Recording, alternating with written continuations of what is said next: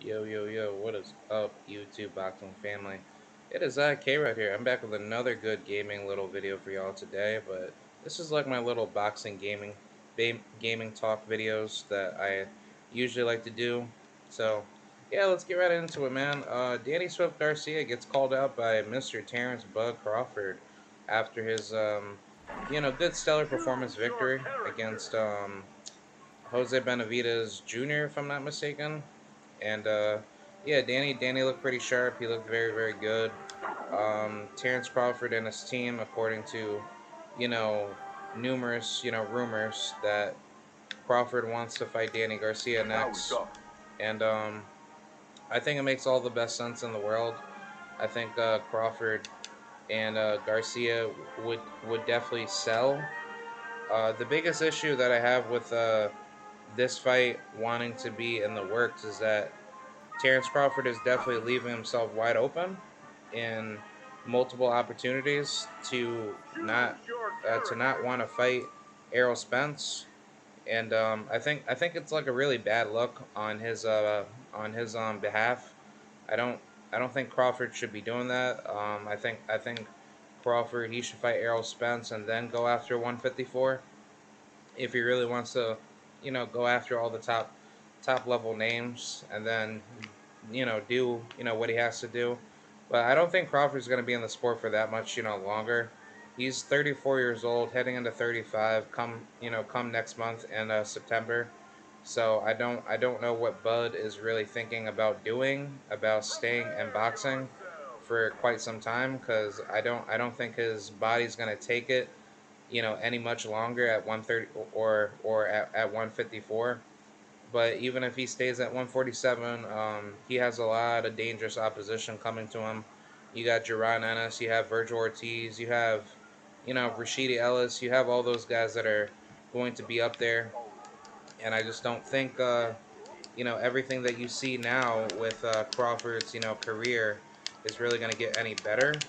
Um, I just think honestly, like Crawford, he needs to just focus on Errol Spence, and then focus on fighting Danny Garcia later. Because I don't think Danny Garcia really cares to fight Crawford, knowing that Crawford he did screw over Danny Garcia by not really working well with the contractual negotiations between him and Danny at 147 through Top Rank. So I wasn't really too satisfied with that. And I think Crawford, he's like a horrible businessman when it comes to just trying to get fights done. And I think Crawford, he understands why him and Danny, probably didn't happen was mainly because he didn't want to get himself put in a position where Danny Garcia wanted to get his financial bargain, and he unfortunately kind of just didn't didn't get what he deserved.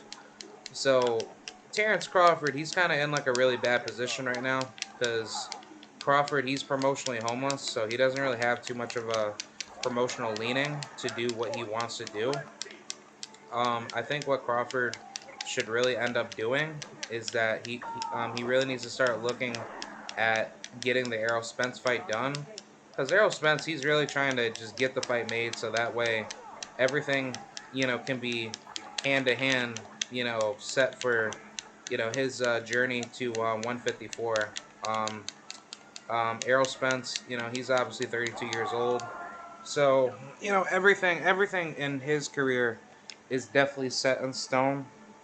Um, I think Errol Spence will definitely make bigger noise at 154, but I think either way, you know Danny Garcia, he's gonna be making a lot of money in that division. Depending on what Jamel Charlo does after the Tim Zoo fight, I think Jamel he should just stay at 154 for all the big money fights, and then Danny, he should fight Jamel maybe two fights, down the line. I think Danny he needs to start making his moves now. I mean, I think he's like what 34 years old, so I don't think Danny really has anything else left to really do. other than just go after any fights that are gonna help him get ready for the Jermell Charlo fight. Um, I think Danny should go ahead and fight Tony Harrison. That'll be a very very good fight. And then after that, he should probably go after a fight with maybe I don't know, man. I wouldn't mind Jared Hurd, but I don't think Jared Hurd can make 154. But if he can, that would be a tremendous fight. Luis Arias, that would be a very very good ass fight too. I think Danny can easily defeat him. Um, but yeah, I don't know what else would be too much of a test for Danny to really give him any how should I say, to give him any notable like notoriety in the division. I think Danny should go ahead and just keep building his veteran level resume, and then Danny he'll be able to just do the things that he wants to do. So I'm definitely for it. It's just that I just want to see Danny have his veteran level fights put inside like his career resume, and then that'll definitely help his well, like it's not like Danny's not gonna go to the Hall of Fame, but it would be nice to just keep padding like your resume with good high quality level opponents, and just like give what the fans what they want to see. But as far as Terence Crawford on the table, I don't know if Danny and Bud should be let the fight to be made next. Um, I think personally, Crawford should handle his business with Errol Spence, and then, go after, you know, Danny Garcia sometime later in the future. I just don't know when that fight would be good enough to see that fight next, because I don't think that fight's going to really be valuable by time when they do see each other. I mean, Bud and Danny will still be a great fight, and I like honestly, I would like to see that fight maybe next if Terence Crawford chooses not to fight Errol Spence for whatever reason that we may speculate it to be. Um, especially for us, hardcores. But I just think Bud and Danny should only be next if Terence Crawford doesn't want to come to the table to fight Errol Spence. I don't know how else I could really explain it. I just think based off of what we're seeing right now, um, there's just too much, hard speculation of like what's going on, between him and Errol Spence, and I just think as of right now, we just need to see that fight happen. Or else, Terrence Crawford is definitely going to be looked at, like a certain type of way, where like people will start, criticizing him very, very bad, and they're gonna start saying, okay, well, you managed to fight Danny Garcia for a good amount of money, but you're not able to come to the table with Errol Spence, who is trying to max you out with the most amount of money possible, and you decided to turn that down and say no, like I'm not gonna fight EJ, and basically make excuses of why that fight couldn't have been made. So I just I don't know, man. I think honestly, Danny Garcia, he's gonna be like the dark horse in the 154-pound division. He's gonna be making a lot of noise, and I think Danny he could have a very very good chance to become a champion. But here's my biggest concerns for him between him and Crawford. Um, Between him and Crawford, you have all the other up and coming 154 guys that are just getting better by the day.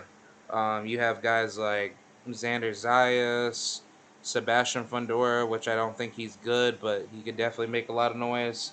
Yoelvis Gomez, he's that Cuban dude that just beat the crap out of Jorge Cota.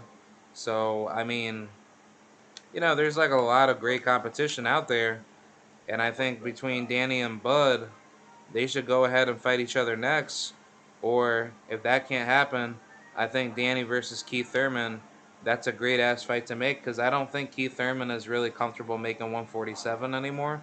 I think Keith Thurman and Danny Garcia should be made at 154, and then that'll be like a really really good fit for Keith Thurman, because making 147, like I mean like it looks like Keith Thurman can easily make 147. Like he doesn't look out of shape. He doesn't look like he's damaged goods.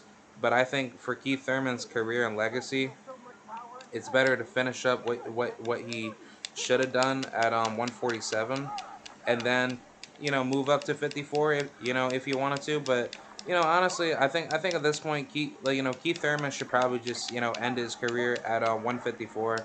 I think he should leave 147 to Jaron Ennis, Virgil Ortiz, and all those other guys, because Jaron Ennis, he's 25 years old.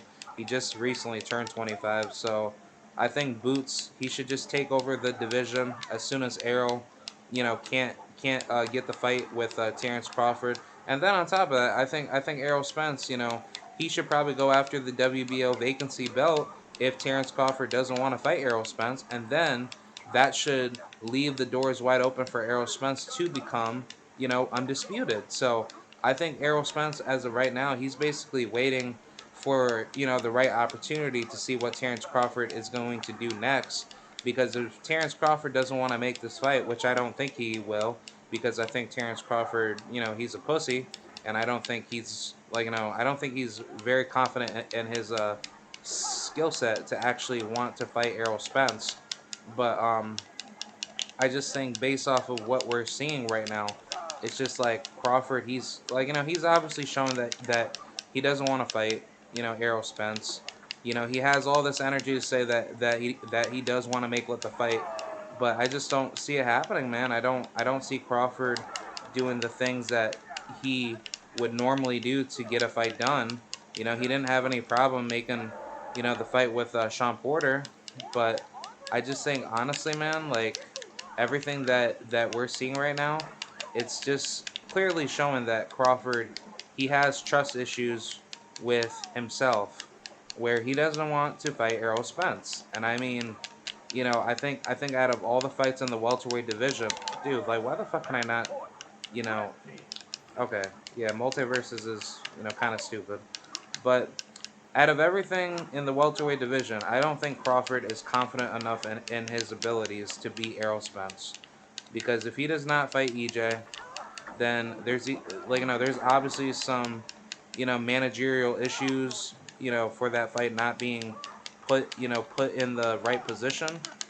And I think that's where Crawford, he's really going to be looked at with like a very how should I say, there's going to be a lot of speculation on Crawford where he doesn't have as much breathing room as he used to back in his days with Top Rank.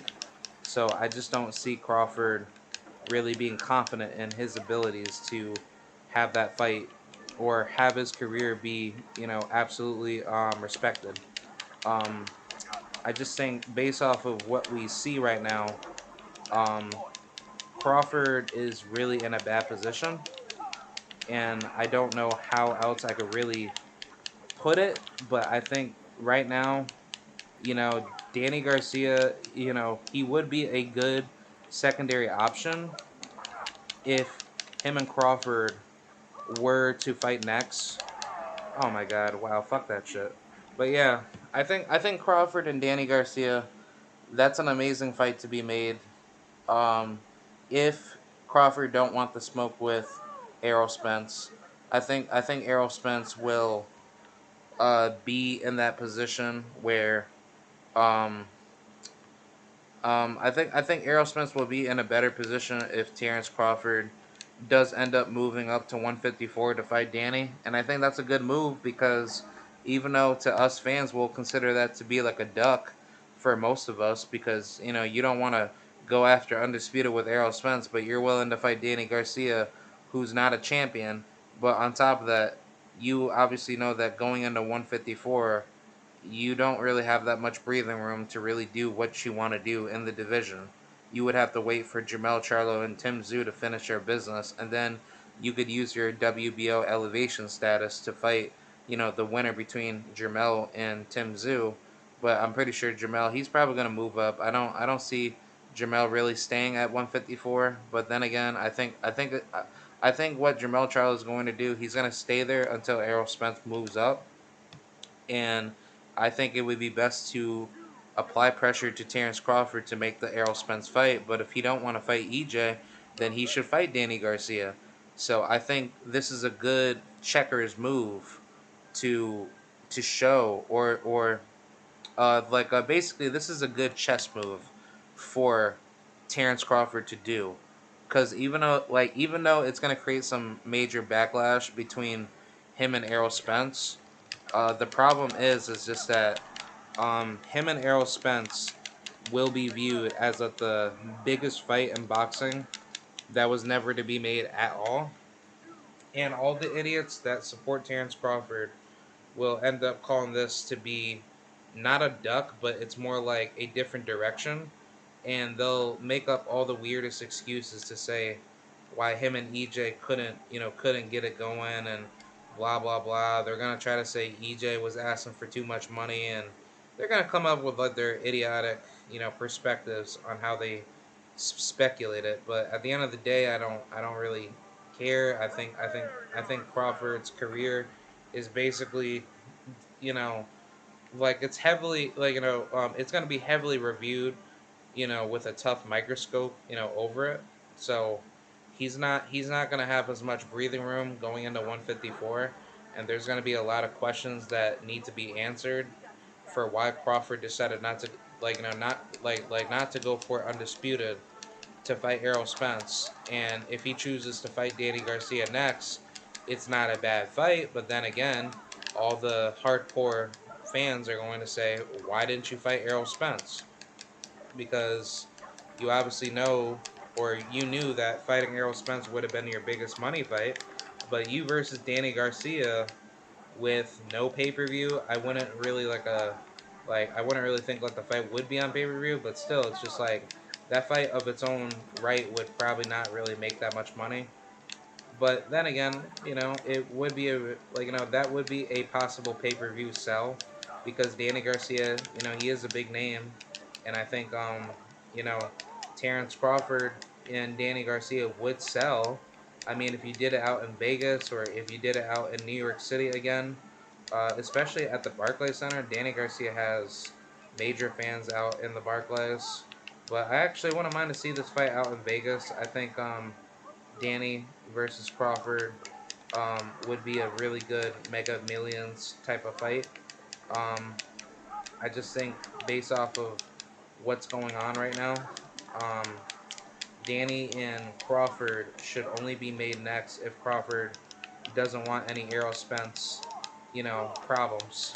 But that's pretty much how I see it. I don't really have that much else to really say, but based off of like what I'm hearing between Crawford and Errol Spence, it doesn't seem like the negotiations are looking too good.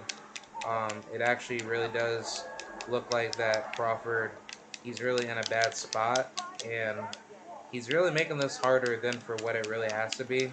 And I think Crawford, he's just being really stupid at this point. I don't understand like why he's making up all these weird excuses to say that money is like the biggest problem, when clearly you said at one point in time that this fight was past you.